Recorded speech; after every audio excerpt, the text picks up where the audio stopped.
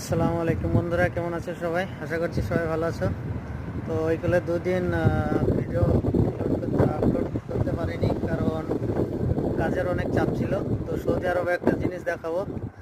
দেখো, এখানে পুরো সৌদি আরবে কোনো জায়গায় গাছ নাই, কিন্তু এই গাছগুলো দেখো কত সুন্দর, মানে এতটাই সুন্দর সবুজ পাতা, অনেক সুন্দর এই গাছগুলো। কিন্তু এরা সারা বছর সেরকম কোনো পানি পায় না, এখানে বাইরে কোনো পানি দেওয়া হয় না এই গাছগুলোতে, তবুও সবুজ আছে।